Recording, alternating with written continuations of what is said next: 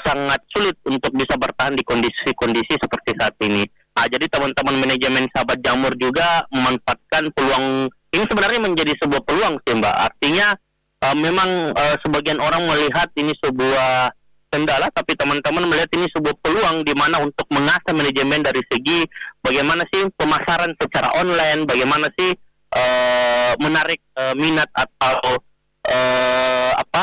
gaya tarik pelanggan ini melalui beberapa media. Jadi teman-teman memperkuat di media-media sosial, teman-teman memperkuat di sistem manajemen secara online, seperti kurir-kurir yang kita bangun komunikasi aktif dan sebagainya untuk bisa terlibat dalam proses penjualan atau marketing dari produk-produk dari sahabat jamur.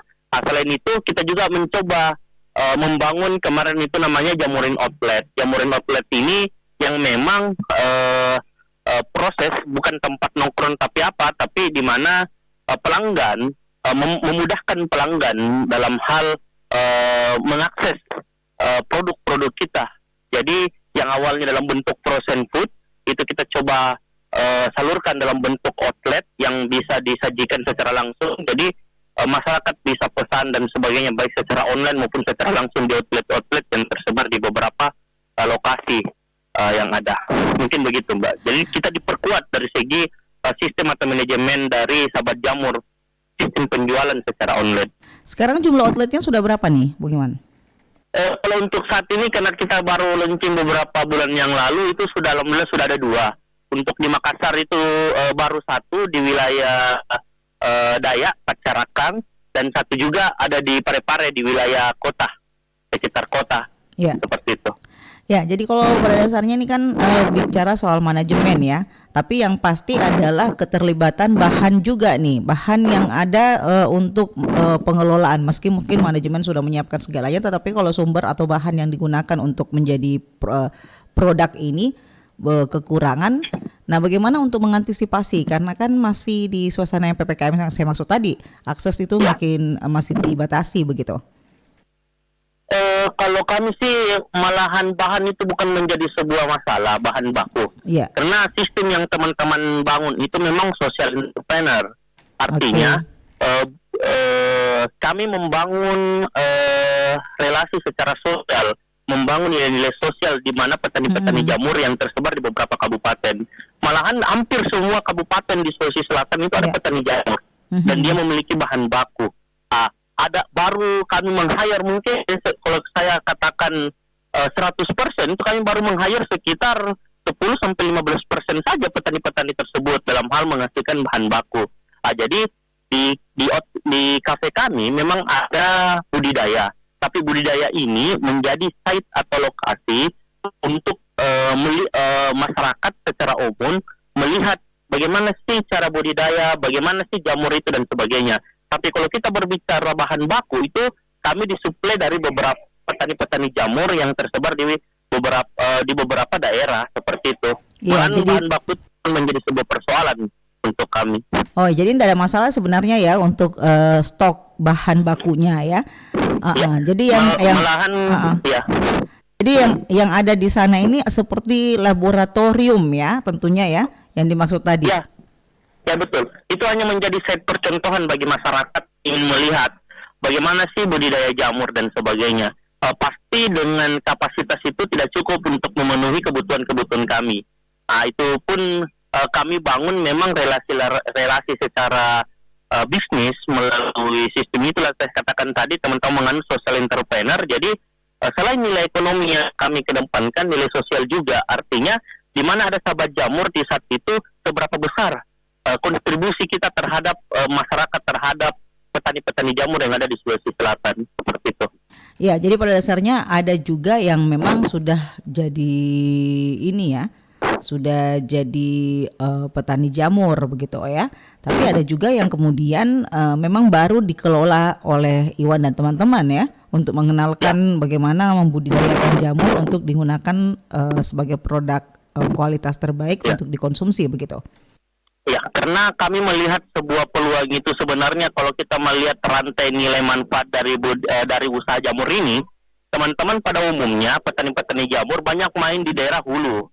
Maksudnya daerah hulu ini main di budidaya, main di pembuatan backlog, main di bagaimana penyediaan bibit F0, F1, F2, tapi sangat minim sekali, malah hampir tidak ada yang main di daerah hilirisasi, di mana hilirisasi ini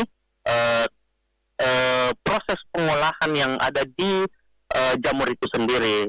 Seperti itu. Jadi kami melihat peluangnya sebenarnya di situ. Terlalu banyaknya petani-petani jamur, bagaimana mereka bisa bertahan sebenarnya kalau produk hilirisasi ini tidak tersedia.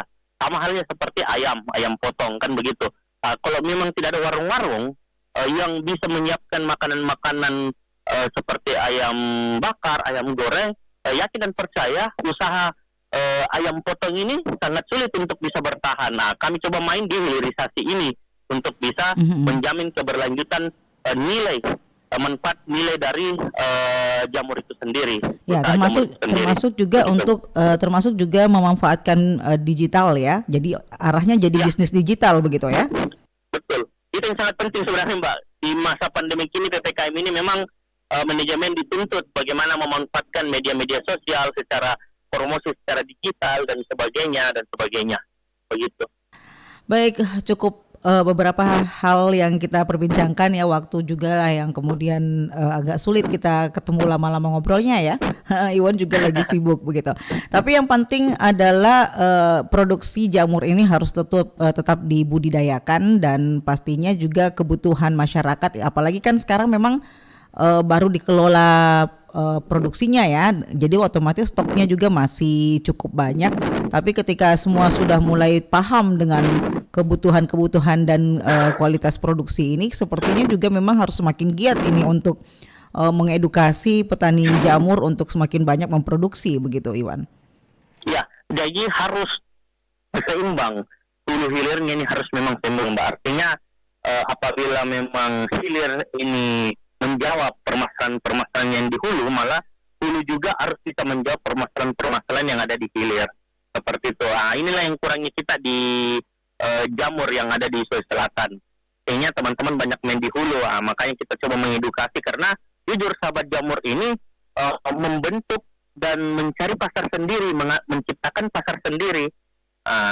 Jadi beda dengan kalau kita berbicara bakso daging, kita berbicara dengan bakso ikan, itu sudah pasti punya sudah ada pasar gitu ya. Sedangkan kalau kita berbicara bakso jamur, ya jangan dulu. Kan begitu. Jadi otomatis orang harus mencoba, orang harus melihat, orang harus merasakan, dan mungkin itulah yang teman-teman coba bangun ya. Kalau pemikiran saya secara pribadi dan sampaikan ke teman-teman manajemen, jangan berpikir dalam 1-2 tahun ini kita memikirkan adalah nilai ekonomi. Sebenarnya lebih mengedepankan nilai sosial sebenarnya, Mbak. Jadi inilah enaknya kalau kita main di social entrepreneur, artinya tanggung jawab memang bisnis, tapi tanggung jawab dalam menjalankan bisnis, dalam mendapatkan nilai-nilai ekonomi itu bukan tanggung jawab kita secara pribadi.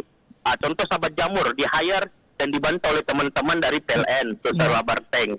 Dia menyalurkan bantuan kepada sahabat jamur juga untuk membangun dan mengembangkan usaha-usaha ini, karena sahabat jamur menganut sistem itu social entrepreneur, artinya kita memberdayakan petani-petani jamur itu sendiri. Mungkin seperti itu. Iya, baik, cukup lengkap ya tentunya, dengan pengharapan tentu produksi akan semakin terus berkembang dan juga petani ini semakin semangat pastinya ya untuk melakukan produksi. Yang paling penting adalah dijual kemana nih hasil tanamannya. Baik, terima kasih Iwan atas waktunya ya. Lain kesempatan kita tentunya berjumpa kembali. Assalamualaikum. Siap. Waalaikumsalam warahmatullahi wabarakatuh. Baik pendengar, kita cukup mendengarkan tadi ya beberapa informasi menarik tentang bagaimana budidaya jamur itu sendiri dan bagaimana pengembangannya, dan ternyata semakin meningkat dan punya kualitas produksi yang baik dengan inovasi-inovasi yang dilakukan, bahwa jamur itu bukan hanya dicampurkan kepada sayur untuk dimakan dalam menu keseharian, tetapi juga bisa jadi keripik. Terus kemudian tadi sudah ada lagi inovasi bakso jamur. Nah, ini mungkin yang vegetarian akan sangat suka nih. Baik, untuk semuanya terima kasih juga ya sudah bersama dengan kami di Kiprah Desa, dan pukul 20 nanti kami akan bergabung dengan program 3 RRI.